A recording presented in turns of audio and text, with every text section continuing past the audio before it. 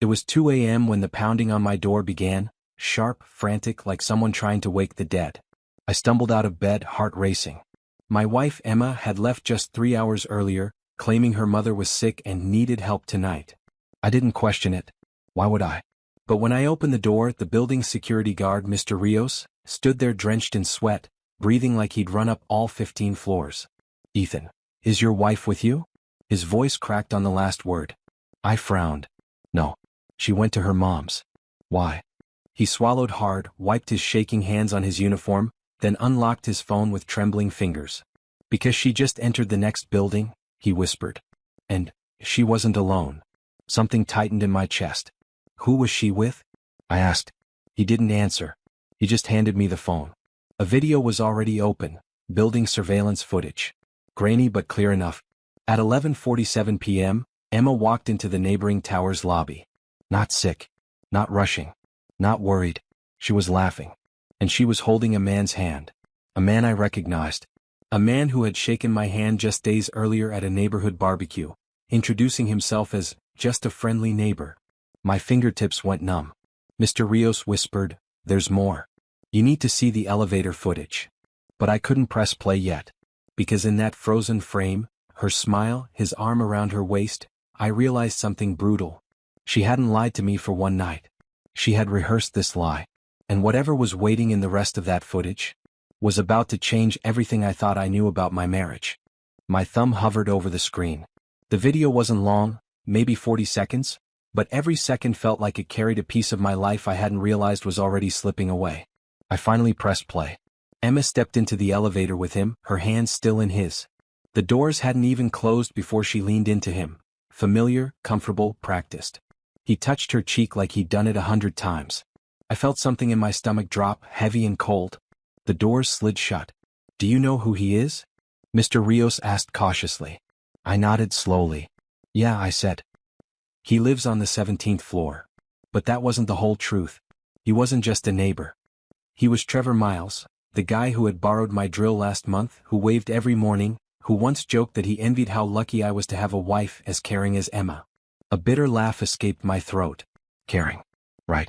I stared at the paused image of them in the elevator, her head resting on his shoulder, his hand tracing her waist with a familiarity no neighbor should have. "Do you want me to report this?" Mr. Rios asked, voice trembling. I wasn't sure if I should. "No," I said quickly. "Not yet. Because I needed to know one thing. How long had this been happening?" I walked back inside my apartment, the silence suddenly suffocating, and opened our bedroom closet. Her overnight bag was gone. Her favorite perfume too. Not something you grab for a sick mother. My hands tightened around the closet door as another truth hit me like a punch. She hadn't left in a hurry. She'd packed for the night. As I stood there, phone buzzing in my palm, a new notification appeared on the surveillance feed. 2:11 a.m., Unit 1703, door opened. Trevor's unit. She hadn't gone to help her mother. She was upstairs with him. And I wasn't going to wait until morning to find out why. I took the elevator up in absolute silence. Not anger. Not panic. Just a strange, chilling focus. The kind you don't choose. The kind that chooses you when something inside you finally snaps. The elevator dinged softly at the 17th floor. Trevor's hallway was quiet, dimly lit, the kind of stillness that makes every sound feel louder than it should. I could hear muffled laughter from behind his door. Her laughter. A version of it I hadn't heard in months. Not tired. Not strained. Not pretending. Real. My throat tightened. I stepped closer. Emma's voice floated through the door, low and warm. "Do you think he suspects anything?" Pause. Trevor chuckled. "He works nights, Em. He barely sees you. That's the point." I froze. That's the point. I'd been working double shifts for months. Saving for our future. Fixing the life she said she wanted. And the entire time, they had been using my absence as the foundation for whatever this was. My hand closed into a fist. Inside she continued, softer now. "I just don't want him showing up unexpectedly." Trevor replied, smug and sure of himself. "He won't. And even if he did, what's he gonna do?" He laughed again. Something in me, something small but important, cracked. I didn't kick the door. I didn't shout. I didn't break down. I stepped back. Because truth doesn't need noise. It needs evidence. And if tonight had taught me anything, it was that I didn't fully understand the depth of their betrayal yet. Not even close. I walked to the stairwell, pulled out my phone and texted Mr. Rios. Save all footage from 10 p.m. to now. No deletions. His reply came instantly. Already done. Good. This wasn't just a bad night. It was the start of something much bigger. As I descended the stairs, a sickening realization hit me. Emma hadn't drifted away from our marriage. She had walked out of it with intention. And whatever they were building together, it wasn't just an affair. It was a plan. I didn't go home right away. I sat in my car in the dark, engine off, hands gripping the steering wheel hard enough to make my knuckles ache. My mind replayed their voices, her soft, afraid, guilty, his cocky, amused, certain. But what struck me wasn't the cheating. It was the planning. The deliberate timing. The way she'd used my work schedule like the blueprint of a double life. I opened her location history on my phone, something she used to share with me voluntarily. Not anymore. The timeline stunned me. 11 nights. All within the last month. All between 11 p.m. and 3 a.m. All at Trevor's building. Patterns don't lie. She had carved out a second life inside the hours I spent saving strangers. And I hadn't noticed because I trusted her. At 3:14 a.m., my phone buzzed with a new message. Emma. At Mom's. Her fever just broke. Don't worry, try to sleep. Love you. I stared at the screen, rereading it 3 times. She was lying to me while lying next to him. She wasn't protecting her mother. She was protecting her story. A story she thought I had no reason to question. But now I had every reason. I drove home slowly, deliberately. When I walked into our bedroom, her side of the bed was perfectly made. The pillow smooth. The blanket untouched. Because she wasn't supposed to be here. She was exactly where she planned to be. At 3:37 a.m., as I stood in the doorway staring at the space she used to sleep beside me, something clicked. If she'd lied this easily, this confidently, then the cheating wasn't the whole truth. It was the surface. There was something underneath. A motive. A purpose. A reason she had chosen him and not someone random. I went to her drawer, searching for anything that didn't belong. And in the back, beneath her sweaters, I found it. A second phone. Hidden. Charged. Unlocked. The first message on the screen made my skin crawl. Trevor. We stick to the plan. Don't lose your nerve now. This wasn't an affair. This was strategy. The hidden phone was full. Full of things that didn't belong in any marriage. Messages. Voice notes. Photos. Plans. Not romantic plans. Not secret dates. Operational plans. And they all began months ago. I sat on the edge of the bed, scrolling, feeling my heartbeat slow into something cold and steady. The kind of heartbeat you get when you stop denying the truth. Message after message revealed pieces I hadn't even known were missing. Trevor. Your husband's schedule is too perfect. Night shifts give us the window. Emma. He trusts me. He never checks anything. Trevor. Good. Trust makes this easy. My chest tightened. But then I found the thread that changed everything, labeled simply. Phase 2. Her voice notes were there, shaky but purposeful. He increased his hours again. That doubles the payout timeline. We have to be careful. One mistake and he'll start asking questions. Once the transfer clears, we're done. Everything is set. Transfer? Payout? Done. My mind raced. I dug deeper. Their documents were there too. Bank screenshots, beneficiary forms, drafts of something she clearly hadn't intended me to ever see. And then I found it. A list. My list. Birth certificate. Marriage license. Financial statements. Insurance policy. Signature samples. Every document required to access and redirect my accounts. All organized. All photographed. All prepared. She wasn't planning to leave me. She was planning to replace me. To erase me from my own financial life. Trevor wasn't her secret lover. He was her accomplice. And whatever phase 2 was, they were dangerously close to completing it. My hands shook, but not from fear. From clarity. Before tonight, I thought I'd lost my marriage. But reading those messages, I realized something far worse. I hadn't just lost a wife. I'd been living next to a threat. A calculated, organized, rehearsed threat. And if I didn't act, I knew exactly who would. By sunrise, I had gone through every message, every file, every recording on that second phone. The story was no longer about infidelity. It was about intent. And the evidence painted a picture far more sinister than anything I had imagined. Trevor and Emma weren't simply cheating. They were building a sequence. A timeline. A removal strategy. At 6:12 a.m., I found the message that made my hands go still. Trevor. Phase 2 starts next week. He signs the papers, then we move fast. Emma. He won't notice. He never reads the fine print. What papers? What fine print? I searched our filing cabinet, flipping through documents she insisted on handling, to save me stress. Tax forms, bank authorizations, insurance updates.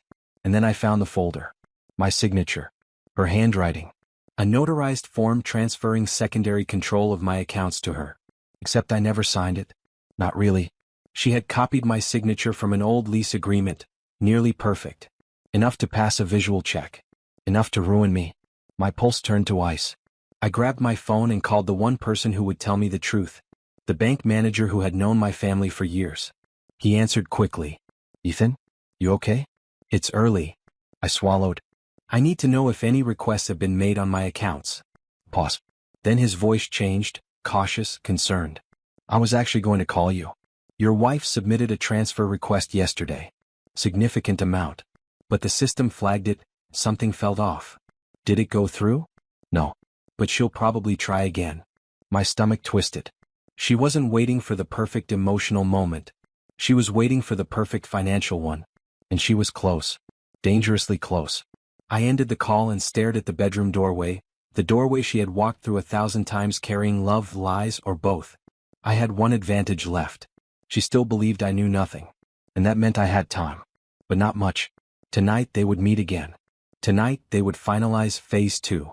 And tonight, I wouldn't stay silent in the dark. I would be the one watching them. I didn't call her. I didn't confront her. I didn't even touch the bed she slept in. I spent the entire day preparing. Not with anger. With precision. I backed up every message, every file, every document to 3 encrypted drives.